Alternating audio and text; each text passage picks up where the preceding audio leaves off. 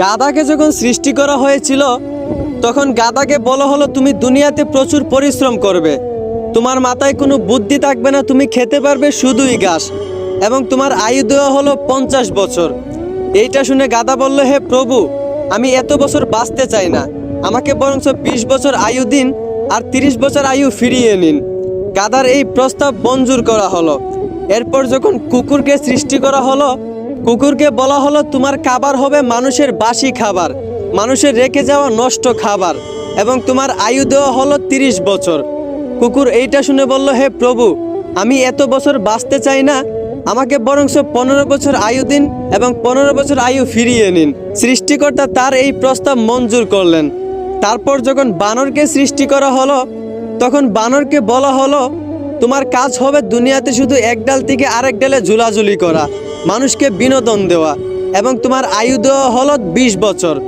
বানর তখন প্রভুকে বলল, হে প্রভু, আমি এত বছর বাঁচতে চাই না, আমাকে বরঞ্চ 10 বছর আয়ু দিন আর 10 বছর আয়ু ফিরিয়ে নিন। সৃষ্টিকর্তা বানরের এই প্রস্তাব মঞ্জুর করলেন। এরপর এলো পুরুষের পালা। পুরুষকে যখন সৃষ্টি করা হলো তখন পুরুষকে বলা হলো তুমি হচ্ছ সৃষ্টি জগতের সবচেয়ে শ্রেষ্ঠ প্রাণী আর তোমার আয়ু দেওয়া হলো 20 বছর।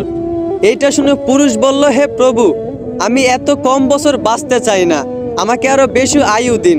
গাধা যে 30 বছর আয়ুটা ফিরিয়ে দিয়েছিল সেই আয়ুটা আমাকে দিয়ে দিন, এবং কুকুরও যে 15 বছর আয়ুটা ফিরিয়ে দিয়েছিল সেই আয়ুটাও আমাকে দিয়ে দিন, এবং বানর 20 বছর থেকে 10 বছর যে আয়ুটা ফিরিয়ে দিয়েছিল সেই আয়ুটাও আমাকে দিয়ে দিন।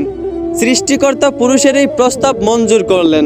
মূলত তারপর থেকেই একটা ছেলে পুরুষ হয়ে বাঁচে 20 বছর আর বাকি 30 বছর বাঁচে গাধার মতো। ওই যে গাধার 30 বছর আয়ু তাকে দেওয়া হয়েছিল।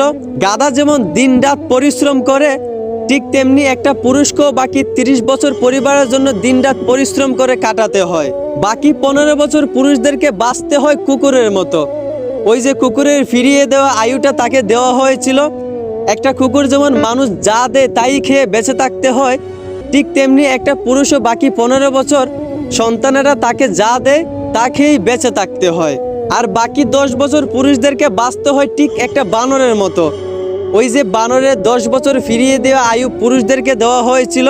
একটা বানর যেমন এক গাছ থেকে আরেক গাছে ঝুলাঝুলি করে মানুষকে বিনোদন দিয়ে বাঁচে, ঠিক তেমনি একটা পুরুষকেও বাকি 10 বছর কখনো এই সন্তানের গায়ে ঝুলে, কখনো ওই সন্তানের গায়ে ঝুলে বাঁচতে হয়। মূলত পুরুষের জীবনটাই এইরকম। আশা করি এখন বুঝতে পারছেন একটা পুরুষের জীবন কতটা কঠিন। ধন্যবাদ।